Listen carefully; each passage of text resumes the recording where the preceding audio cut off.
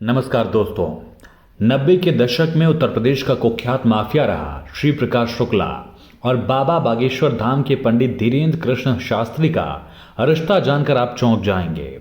आपको बाबा बागेश्वर का गोरखपुर कनेक्शन भी बताएं, लेकिन उससे पहले अगर आपने हमारे चैनल को अभी तक सब्सक्राइब नहीं किया है तो प्लीज सब्सक्राइब कीजिए।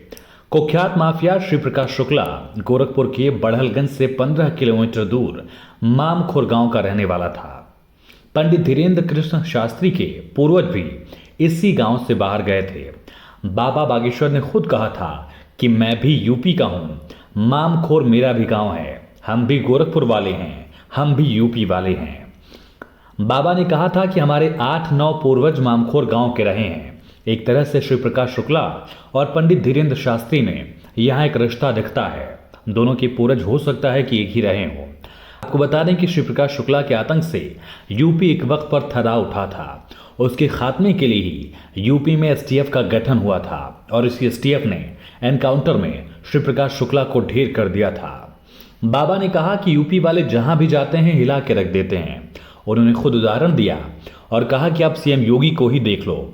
दरअसल चिल्लू पार के मामखोर गांव से उनके पूर्वजों का जुड़ाव होने की जानकारी मिलते ही मामखोर वासी भी काफी उत्साहित हैं और प्रयास कर रहे थे कि उनको अपने गांव की धरती पर घुमाएं, उनका स्वागत करें। इसकी तैयारी में लोग जुटे भी थे।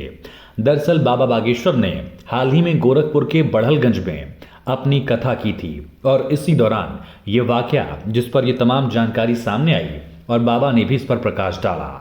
दरअसल बाबा ने आस्था का यहाँ सैलाब दिखाया, आस्था का महाकुंभ लगा था। भीड़ को देखकर बाबा भी गदगद हुए थे। कहा, हम पूरे विश्व में सनातन का प्रचार करेंगे और सनातन विरोधियों को नाके चने चबवा देंगे। धीरेन्द्र शास्त्री ने कहा, सनातन धर्म पर सवाल उठाने वालों पर भगवान की कृपा उन पर तमाचा है। उन्होंने कहा कि हम मन से ललकार कर कहते हैं कि सनातन धर्म के अलावा दुनिया का कोई भी धर्मगुरु बागेश्वर वाले बालाजी की कृपा का सामना नहीं कर सकता। उन्होंने कहा कि हम ललकार कर कहते हैं कि दूसरे मजहब का धर्मगुरु आ जाए, हम उसके बारे में भी इतना बताएंगे कि वो किसी के सामने मुंह नहीं दिखा पाएगा। उन्होंने कहा कि आप सभी हनुमान जी का महाराज का नाम जपते रहिए, सभी भूत बाधा से आप दूर रहेंगे।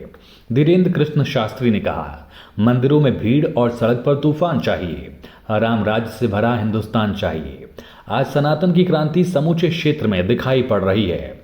जिस राज्य में धर्म और कर्म दोनों समान होकर नीति का पालन करते हैं वही राम राज्य है।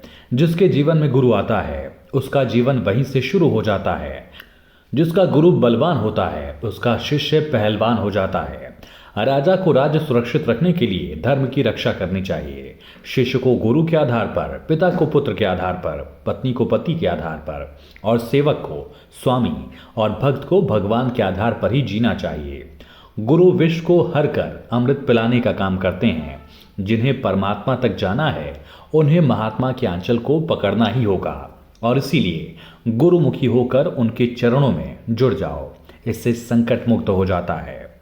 दरअसल धीरेन्द्र कृष्ण शास्त्री के ताऊ स्वामी प्रसाद गर्ग ने एक मीडिया चैनल को बताया था कि उनके परिवार में आध्यात्मिक और चमत्कारिक शक्तियां बंगाल से आई हैं।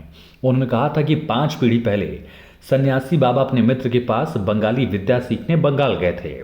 सन्यासी बाबा उनके 5 पीढ़ी पहले के पूर्वज थे।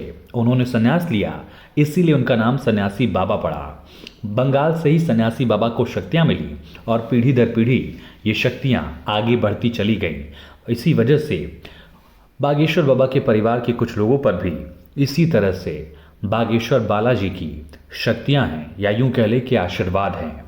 दोस्तों, आपको ये वीडियो कैसा लगा प्लीज़ कमेंट करके ज़रूर बताइएगा और अगर आपने हमारा चैनल अब तक सब्सक्राइब नहीं किया तो प्लीज़ सब्सक्राइब कीजिए।